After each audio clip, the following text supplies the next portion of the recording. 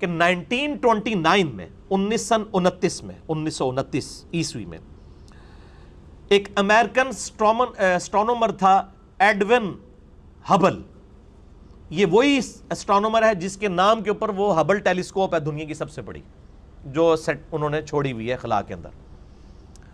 1929 میں اس نے ٹیلیسکوپ کے ذریعے چیز آبزرو کی کہ کائنات میں جتنے بھی سیارے اور ستارے نظر آ رہے ہیں نا, یہ ایک دوسرے سے دور جا رہے ہیں, اور فزیکلی اس کا جب اسپیکٹرم ڈرا کیا گیا وہ گریجولی ریڈ کی طرف شفٹ ہو رہا تھا. اور یہ فزکس کا قانون ہے کہ اگر کسی موونگ آبجیکٹ, یعنی ادھر سے اگر ایک آبجیکٹ موو کر کے مجھ سے دور کی طرف جائے نا اور اس کا اسپیکٹرم ڈرا کیا جائے تو وہ ریڈ کی طرف شفٹ ہوتا ہے. جتنا دور جائے گا اتنا ریڈ کلر واضح ہوگا. تو اس نے جب اسپیکٹرم ڈرا کیا تو وہ اس ریزلٹ پہ پہنچا کہ یہ تو سارے جو آبجیکٹس ہیں یہ تو موو کر رہے ہیں اور ایک دوسرے سے دور جا رہے ہیں. تو اس نے کہا کہ اگر یہ ایک دوسرے سے دور جا رہے ہیں تو یقیناً کوئی ایک وقت ایسا ہوگا کہ یہ سارے آبجیکٹس ایک ہی جگہ پر جمع ہوں گے. جیسے میں اپنے ہاتھ میں اگر 50-60 بنٹے پکڑ لوں شیشے کے بالز ایک جگہ پہ اور میں ان کو یوں بکھیروں, ایک دوسرے سے دور جائیں گے نا, وہ ایک کامن پوائنٹ سے سٹارٹ ہو گئے. اسی طریقے سے یہ جو اربوں ستارے ہیں یہ اگر ایک دوسرے سے دور جا رہے ہیں تو یقیناً ایک ایسا بھی لمحہ ہوگا کہ یہ ان کو ٹائم کو اگر ریورس کر دیا جائے تو ایک سنگل پوائنٹ سے وہ سٹارٹ ہوں گے. اور اس نے کہا وہ سنگل پوائنٹ ایسا ہے کہ جس کی ڈینسٹی تو انفینٹ تھی اور والیوم 0 تھا. اور سائنس میں کوئی ایسی چیز نہیں ہوتی کہ جس کی ڈینسٹی انفینٹ ہو, نہ ختم ہونے والی, اور اس کا والیوم, اس کا حجم 0 ہو. اس کا مطلب کیا ہے کہ عدم محض سے وجود بخشا گیا چیزوں کو. چیزیں موجود نہیں تھی, اچانک پیدا ہو گئی. کریشن ایکس نہیلو, کائنات کسی ول آف گاڈ کی وجہ سے پروڈیوس ہوئی ہے, عدم محض سے وجود بخشا گیا. اور اس بڑے دھماکے کو انہوں نے کہا کہ یہ بگ بینگ ہے. اب بگ بینگ پہ میں نے مسئلہ نمبر 60 میں ڈیٹیل سے گفتگو کی, میں آج اس ڈیٹیل میں نہیں جاؤں گا ورنہ میری یہ گفتگو لمیٹڈ ٹائم میں کور نہیں ہوگی.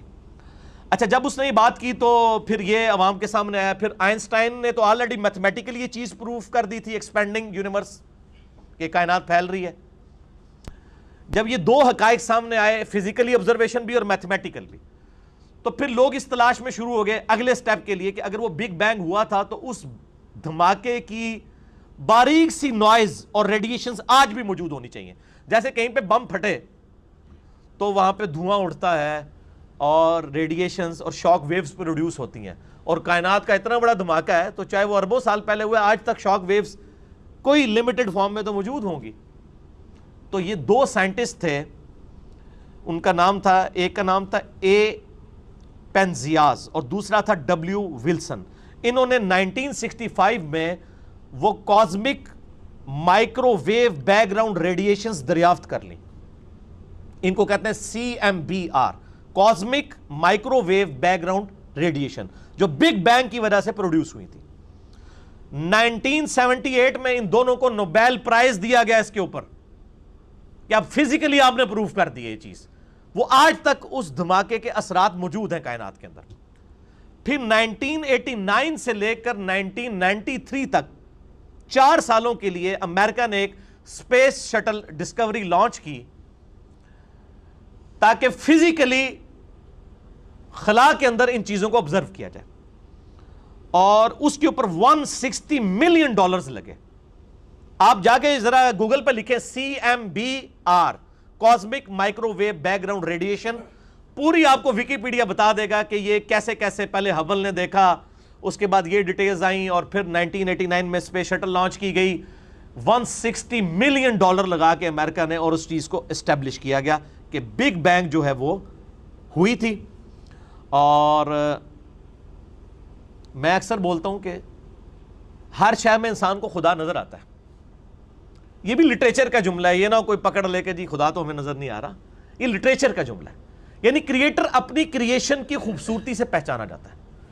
تو سائنٹسٹ نے انسانی تاریخ کی سب سے بڑی دریافت, ڈسکوری قرار دیا تھا بگ بینگ تھیوری کے اسٹیبلش ہونے کو.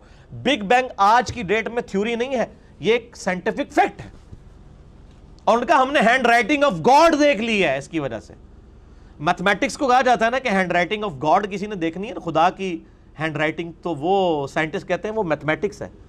ہر فزیکل فنومینا کے لیے آپ ایکویشن بنا سکتے ہیں.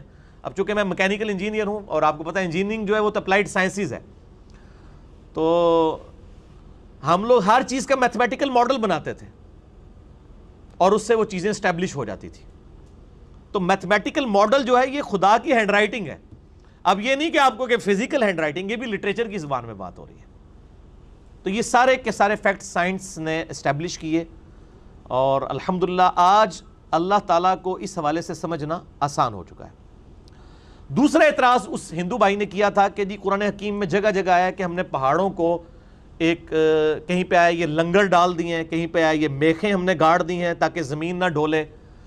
تو اس نے کہا کہ یہ تو اس سے تو پتہ چلتا ہے کہ قرآن حکیم جو ہے وہ زمین کو چوکور مانتا ہے کہ یہاں پہ پہاڑ رکھ دیے ہیں بیلنس کرنے کے لیے تاکہ یہاں سے یہاں نہ ڈول جائے. تو کہتے ہیں زمین تو ڈول سکتی نہیں، زمین تو گول ہے. تو یہ سائنٹیفک ایرر ہے. ہمارا چیلنج ہے پورے قرآن پاک میں کہاں یہ بات آئی ہے کہ زمین چوکور ہے. گول ہونے کے اشارے پھر بھی آئے ہیں، چوکور کے تو نہیں آئے. لہذا یہ قرآن حکیم میں کہنا کہ اللہ تعالیٰ فرماتا ہے ہم نے زمین کو بچھونا تمہارے لیے بنایا، وہ کہتے ہیں بچھونے سے مراد ہے کہ چوکور ہے. اس سے آپ نے کیسے یہ سمجھ لیا؟ اس لیے بچھونا کہا گیا کہ آج آپ کو سائنس بتا رہی ہے کہ ہر سیکنڈ میں زمین پہ 2 زلزلے آتے ہیں. ہر سیکنڈ میں اگر ان کا ایمپلیٹیوڈ بڑھ جائے نا تو زمین تباہ و برباد ہو جائے، ان کا ایمپلیٹیوڈ کم ہوتا ہے. ایسی زمین جہاں ہر سیکنڈ میں 2 زلزلے آ رہے ہوں اس کو رہنے کے قابل بنا دینا، پھر اس کی 4 موشنز ہونا، سورج کے گرد الگ سے، اپنے محور کے گرد الگ سے، وہ 23.5 ڈگری کا اینگل جو ہے اس کے گرد سائنوسائیڈل اس کی جو موومنٹ ہے وہ الگ سے، جس کی وجہ سے موسم بدلتے ہیں. یہ میں نے مسئلہ نمبر 60 میں ساری ڈیٹیلز بتائی ہیں کس کس سپیڈ سے یہ موومنٹ ہو رہی ہیں. اس کو رہنے کے قابل بنا دینا تو بچھونا ہی ہے نا. پھر ایک بہت بڑی کرویچر ہے، جیسے یعنی زمین کا سرکمفرنس ہے 40,000 کلومیٹر، یعنی ایک چکر کاٹے نا آپ تو 40,000 کلومیٹر آپ طے کریں گے. 40,000 کلومیٹر میں 100 کلومیٹر بھی ایک سٹریٹ لائن ہی ہوتی ہے. بہت بڑے سرکل کے اندر اگر آپ چھوٹا سا ٹکڑا کنسیڈر کریں گے وہ سٹریٹ لائن ہی ہے. یہاں پہ بھی آپ دیکھ رہے ہیں ہماری اکیڈمی سیدھی ہے نا، قرآن کو تو چھوڑ دیں، اگر ہم آپ سے کہیں سیدھی، آپ کہیں یہ گول ہے تو گول تو نہیں نظر آ رہی. اتنے بڑے گول بال کے اوپر سینکڑوں کلومیٹر بھی ایک سٹریٹ لائن ہی نظر آ رہے ہوتے ہیں. ہماری فزیکل آبزرویشن میں تو یہی ہے. اگر قرآن حکیم ڈائریکٹ کہہ دیتا کہ زمین گول بنائی تو پھر پچھلے 1300 سال کے لوگوں نے کہنا تھا جی گول تو نظر ہی نہیں آ رہی، آٹا گوندے ہلتی کیوں ہے، آٹا گوندتے ہوئے ہلتی کیوں ہے. تو وہ آپ ایک ایشو کو ایڈریس کریں گے تو دوسرا ایشو ہے. تو وہ ان لوگوں کو جن کو سائنس نے ترقی نہیں کروائی ہوئی تھی نا، ان کے لیے وہ چیزیں اسٹیبلش ہوگی کہ ان کو بچھونا ہی نظر آتا تھا. آج سائنس نے اگر گول دریافت کیا تو ساتھ یہ بھی دریافت کر لیا ہے کہ گول چیز پہ جو بہت بڑے سرکمفرنس کی ہو اس پہ کچھ کلومیٹر بھی ایک سٹریٹ لائن ہی ہوتے ہیں، وہ بچھونا ہی نظر آتا ہے. تو دونوں چیزیں سمجھ آ گئی. سَنُرِيهِمْ آيَاتِنَا فِي الْآفَاقِ وَفِي أَنفُسِهِمْ حَتَّى يَتَبَيَّنَ لَهُمْ أَنَّهُ الْحَقُّ. زمین و آسمان میں ان قریب ہم ان کو نشانیاں دکھائیں گے ان کی اپنی جانوں میں. Structure of genes, D N A, اس پہ میں مسئلہ نمبر 60 میں بول چکا ہوں. اس نے آج انسان کو ماننے پہ مجبور کر دیا ہے. یہ کسی مائنڈ کی کریشن ہے، یہ ساری کی ساری الل ٹپ نہیں ہے. یہ ٹائنیز ڈیٹیل تک چیزیں اتنی کنٹرولڈ ہیں. یہ کسی حکیم کی بنائی ہوئی کائنات ہے. ہر چیز کے پیچھے حکمت ہے، ہر چیز کا ایک میتھمیٹیکل ماڈل ہے، اور وہ ساری کی ساری چیزیں ایک ہی طرف لے کے جاتی ہیں کہ کریٹر ہے بھی ایک. اس پہ بھی میرا لیکچر ہے، مسئلہ number 128. God is the only and alone creator of this universe. خدا ہی اکیلا اور یکتا کریٹر ہے، ایک سے زیادہ نہیں ہے وہ، کیونکہ مائنڈ پیچھے ایک نظر آتا ہے. نیوکلیس میں الیکٹران اگر اس کے نیوکلیس کے گرد یعنی چکر کاٹ رہے ہیں نا ایک ایٹم کے ایلپٹیکل آربٹس میں، یہی ایلپٹیکل آربٹس آپ کو پھر کائنات میں بھی نظر آتے ہیں. زمین بھی ایلپٹیکل آربٹ میں ہی سورج کے گرد چکر کاٹ رہی ہے. کتنی ریزیمبلنس ہے.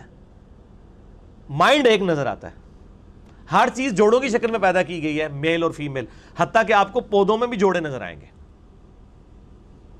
اور جان بوجھ کے اللہ نے کیا تاکہ اللہ تعالیٰ انسان کو یہ بتائے وہ خدا ہی ہے جو میل اور فیمیل سے آزاد ہے. لم یلد ولم یولد. تو یعنی ایک الگ سے ٹاپک ہے, میں اب اس طرف چل پڑوں گا. لہٰذا پہاڑوں کو جو اسٹیبلائزر کہا گیا ہے, اس حوالے سے نہیں کہا گیا کہ وہ زمین چکور ہے, یہ ڈائنامک بیلنسنگ ہے. آج آپ جیولوجسٹ سے پوچھیں نا, یہ جو پہاڑ کاٹ کاٹ کے تو یہ ہاؤسنگ سکیمز بنائی جا رہی ہیں, اس کی وجہ سے دنیا کے موسم کیوں بدل رہے ہیں, زمین کی اورینٹیشن بدل رہی ہے. ایون ایک اٹامک بلاسٹ ہونے کی وجہ سے زمین کے اوپر کیا افیکٹ ہو جاتا ہے. کئی دفعہ زلزلہ ایسا آتا ہے کہ وہ اس کی ڈگری کو ایسا ڈسٹرب کرتا ہے کہ آئندہ کئی سالوں کے لیے موسم ڈسٹرب ہو جاتے ہیں. تو پہاڑوں کے کاٹنے کی وجہ سے زمین کی بیلنسنگ خراب ہو رہی ہے. جیسے آپ ایک ویل جو گھوم رہا ہو, اس کے اوپر آپ چھوٹے چھوٹے ویٹس ایڈ کرواتے ہیں نا ویل بیلنسنگ کے لیے, تو یہ ڈائنامک بیلنسنگ کی ہوئی ہے پہاڑوں نے زمین کی. تو اللہ تعالیٰ نے اس حوالے سے انہیں لنگر کہا ہے. یہ وہ والا نہیں جو آپ سمجھنے کی کوشش کر رہے ہیں, نہ زمین پہ یعنی آپ خود سے یعنی